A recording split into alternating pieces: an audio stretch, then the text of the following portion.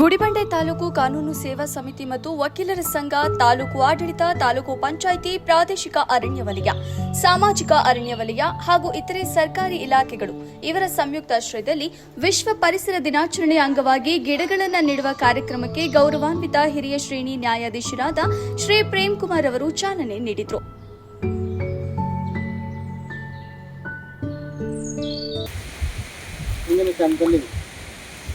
ಅರಣ್ಯ ಎಲ್ಲ ಪ್ರದೇಶಗಳು ಅರಣ್ಯದಿಂದ ಹೆಚ್ಚಾಗಿ ಅರಣ್ಯದಿಂದ ಕೂಡಿತ್ತು.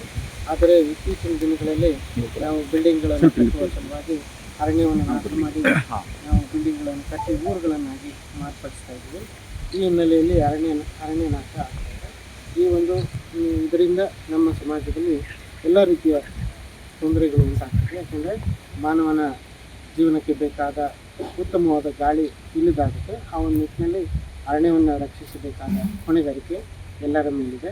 ಈ ಒಂದು ನಿಟ್ಟಿನಲ್ಲಿ ನಮ್ಮ ಜಿಲ್ಲೆಯಾದ್ಯಂತ ಸುಮಾರು 5 ಲಕ್ಷ ಸಸಿಗಳನ್ನು ನೆಡುವ ಮೂಲಕ ವಕೀಲರ ಸಂಘದ ಅಧ್ಯಕ್ಷರಾದ ಅಶ್ವಥ್ ರೆಡ್ಡಿರವರು ಕಾರ್ಯಕ್ರಮದ ಅಧ್ಯಕ್ಷತೆಯನ್ನು ವಹಿಸಿದ್ರು.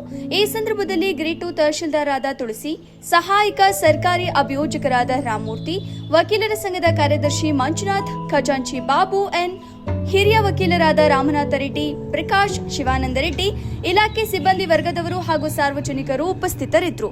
ವರದಿ ಮೊಹಮ್ಮದ್ ನಾಸಿರ್, ಗುಡಿಬಂಡೆ. ಮೂಲಭೂತವಾಗಿರ್ತಕ್ಕಂಥ ಒಂದು ಪ್ರಕೃತಿ ದತ್ತವಾಗಿ ಲಭಿಸ್ತಾ ಇರ್ತಕ್ಕಂಥ ಎಲ್ಲ ಅರಣ್ಯ ಸಂಪತ್ತು ಮತ್ತು ಪ್ರಕೃತಿಯನ್ನು ನಾವು ನಾಶ ಮಾಡ್ತಾ ಇದ್ದೀವಿ. ಆ ನಿಟ್ಟಿನಲ್ಲಿ ಪ್ರತಿಯೊಬ್ಬರೂ ಸಹ ಈಗ ಮೂಲಭೂತವಾಗಿ ಸಮಾಜದ ಪ್ರತಿಯೊಬ್ಬ ಕಟ್ಟಕಡೆ ವ್ಯಕ್ತಿಯೂ ಸಹ ಈ ಕಡೆ ಹೆಚ್ಚಿನ ಒಂದು ಒಲವನ್ನು ತೋರಿಸಬೇಕಾದಂಥ ಒಂದು ಅವಶ್ಯಕತೆ ಇದೆ. ಯಾಕೆಂತಂದರೆ ಮನುಷ್ಯನಿಗೆ ಬೇಕಾಗಿರ್ತಕ್ಕಂಥದ್ದು ಇನ್ನು ಕೆಲವೇ ದಿನಗಳಲ್ಲಿ ನಾವು ನೋಡ್ಬೋದು, ಮನುಷ್ಯನೂ ಆಕ್ಸಿಜನ್ನು ಹಿಂದೆ ಸಿಲಿಂಡರ್ ಹಾಕ್ಕೊಂಡು ಓಡಾಡ್ತಕ್ಕಂಥ ಪರಿಸ್ಥಿತಿ ಉದ್ಭವ ಆಗ್ತಾಯಿದೆ. ಯಾಕೆಂತಂದರೆ ಇಲ್ಲಿನಲ್ಲಿ ಆ ರೀತಿಯಾದಂಥ ಒಂದು ವಾಯುಮಟ್ಟ ತುಂಬ ಕಳಪೆ ಮಟ್ಟಕ್ಕೆ ಬಂದುಬಿಟ್ಟಿದೆ. ಅದರಿಂದ ಅನೇಕ ಜನ ತಮ್ಮ ಏನು ಮೊದಲು 90-100 ವರ್ಷದ ನಂತರ ನಾವು ನೋಡ್ತಾ ಇದ್ದೀವಿ, ಈಗ ಆ ಒಂದು ಪ್ರಮಾಣ ತೀರಾ ಕಡಿಮೆ ಆಗ್ತಾಯಿದೆ. ಈಗ ಹುಟ್ಟಿದ ಮಗುವಿಂದ ಪ್ರಾರಂಭ ಆಗ್ತಾಯಿದೆ, ಏನು ಅವರಿಗೆ ಹಿಮೋಗ್ಲೋಬಿನ್ ಕೊರತೆ ಆಗ್ತಾಯಿದೆ. ಆ ನಿಟ್ಟಲ್ಲಿ ಈಗ ಏನು ಪ್ರತಿಯೊಂದು ಇಲಾಖೆಯೂ ಈ ಒಂದು ನಿಟ್ಟಲ್ಲಿ ಕಾರ್ಯೋನ್ಮುಖವಾಗಿ ಪರಿಸರವನ್ನು ರಕ್ಷಣೆ ಮಾಡಬೇಕು. ಇಲ್ಲ ಅಂತಂದರೆ ನಮ್ಮ ಮುಂದಿನ ಪೀಳಿಗೆಯನ್ನು ಊಹಿಸಲಿಕ್ಕೆ ಸಾಧ್ಯ ಇಲ್ಲ ಅನ್ನತಕ್ಕಂಥ ಒಂದು ವಾತಾವರಣ ನಿರ್ಮಾಣ ಆಗಿರೋದ್ರಿಂದ ಆ ಕಡೆ ಹೆಚ್ಚಿನ ಒಂದು ಗಮನವನ್ನು ಕೊಡಬೇಕಾದಂಥ ಅವಶ್ಯಕತೆ ಇದೆ. ಅದಕ್ಕೆ ನಮ್ಮ ಗೌರವಾನ್ವಿತ ಕಾಲದಲ್ಲಿ ನೋಡ್ತಿದ್ವಿ. ಹಿಂದಿನ ಕಾಲದಲ್ಲಿ ನಾವು ಮನೆಗಳ ಹತ್ರ ಒಂದು ಈ ಬಣವೆ ಮತ್ತು ತಿಪ್ಪೆಗಳಿರ್ತಾ ಇತ್ತು. ಆ ತಿಪ್ಪೆಗಳಿಗೆಲ್ಲ ಹೊಂಗೆ ಹೂವು ಮತ್ತು ಈ ಒಂದು ತಂಗಡಿ ಗಿಡ ಅಂತೆ ಈ ಸೊಪ್ಪುಗಳೆಲ್ಲ ತಗೊಂಡೋಗಿ ನಾವು ಗೊಬ್ಬರ ಮಾಡ್ಕೊತಾ ಇದ್ವಿ. ಇವಾಗ ಗೊಬ್ಬರ ಅಂದರೆ ಎಷ್ಟು ಗೊತ್ತಾ, ಗೊಬ್ಬರ ಒಂದು ಲೋಡ್ ಗೊಬ್ಬರ ಬಂದು 8,000-10,000 ರೂಪಾಯಿ ಆಗ್ತಾಯಿದೆ ಭೂಮಿಗೆ ಬರೋಕ್ಕೆ. ಆ ಕಾಲದಲ್ಲಿ ಅವ್ರು ಸ್ವಂತನೇ ಮಾಡ್ಕೊತಾ ಇದ್ರು. ಸುಮಾರು ಒಂದು ರೈತ ಏನಿಲ್ಲ ಅಂತ ಹೇಳಿದ್ರು 50-60 ಲೋಡಷ್ಟು, ಒಂದು ರೈತ 50-60 ಲೋಡಷ್ಟು ಗೊಬ್ಬರ ತಯಾರು ಮಾಡ್ಕೊತಾಯಿದ್ರು ಮನೆ ಹತ್ರ. ಇವಾಗ ಒಂದು ಲೋಡನ್ನು ತಯಾರು ಮಾಡೋಕ್ಕೆ ಅವ್ರ ಕೈಯಿಂದ ಆಗ್ತಾಯಿಲ್ಲ. ಇಷ್ಟೆಲ್ಲ ಸಮಸ್ಯೆಗಳು ಉದ್ಭವಿಸ್ತಾ ಇದೆ. ಮತ್ತು ಇನ್ನೊಂದು ಏನಪ್ಪ ಅಂತ ಹೇಳಿದ್ರೆ, ಹಿಂದಿನ ಕಾಲದಲ್ಲಿ ಯಾವುದೇ ಒಂದು ಬೆಳೆ ಬೆಳೀಬೇಕಂದ್ರೆ ಈ ಒಂದು ತಿಪ್ಪೆ ಗೊಬ್ಬರ ಹಾಕ್ಕೊಂಡು ಏನೋ ಅಲ್ಪ ಸ್ವಲ್ಪ ಇದು ಎಲ್ಲ ಕೂಡ ಈ ಏನು ಮೆನ್ಯೂರ್ಸ್ ಎಲ್ಲ ಇತ್ತು ಅವೆಲ್ಲ ಸ್ವಲ್ಪ ಜಾಸ್ತಿ ಉಪಯೋಗಿಸ್ತಾ ಇರಲಿಲ್ಲ. ಆ ಥರ ಇದ್ದಾಗ ಒಳ್ಳೆ ರೀತಿಯಾದ ಉತ್ತಮ ರೀತಿಯಾದ ಬೆಳೆಗಳು ಬರ್ತಾಯಿತ್ತು. ಇವಾಗ ಈ ತಿಪ್ಪೆ ಗೊಬ್ಬರನ್ನ ಬಿಟ್ಬಿಟ್ಟು ಈ ಮೆನ್ಯೂರ್ಸು ಏನು ಪೆಸ್ಟಿಸೈಡ್ಸು ಮೆನ್ಯೂರ್ಸ್ ಎಲ್ಲ ಹೊಡೆದ್ಬಿಟ್ಟು ಅದರಿಂದ ನಮಗೆ ಸ್ವಲ್ಪ ಕಾಯಿಲೆಗಳೆಲ್ಲನೂ ಬರೋಂಥದ್ದು ಆಗ್ತಾಯಿದೆ. ಸುಮಾರು ಇವಾಗ ಯಾವುದೇ ಒಂದು ರೀತಿಯಾದ ಒಂದು ಕೆಟ್ಟ ಅಭ್ಯಾಸ ಇರದಿದ್ರು ಕೂಡ ನಮ್ಮ ಈ ಒಂದು ಜಿಲ್ಲೆಯಲ್ಲಿ ಕ್ಯಾನ್ಸರ್ ಅಂತ ಬಿಟ್ಟು ತುಂಬ ಉದ್ಭವಿಸ್ತದೆ.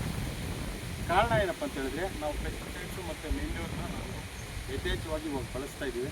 ಅದರಿಂದ ಕ್ಯಾನ್ಸರ್ ಪೇಷಂಟ್ಸು ಜಾಸ್ತಿ ಆಗ್ತಾಯಿದೆ. ಅವ್ರಿಗೆ ಯಾವುದು ಹಿಂದಿನ ಕಾಲದಲ್ಲಿ ಏನೋ ಬೀಡಿ ಸಿಗರೇಟ್ ಸೇದಿದ್ರೆ ಬರ್ತದೆ, ತಂಬಾಕು ಹಾಕ್ಕೊಂಡ್ರೆ ಬರ್ತದೆ ಅಂತ ಹೇಳ್ಬಿಟ್ಟು ಹೇಳ್ತಾರೆ. ಇವತ್ತು ಅದು ಯಾವುದೇ ಅಭ್ಯಾಸ ಇಲ್ಲದಿದ್ರೂ ಕೂಡ ಬ್ಲಡ್ಡಲ್ಲೇ ಉತ್ಪತ್ತಿ ಆಗ್ತಾಯಿದೆ.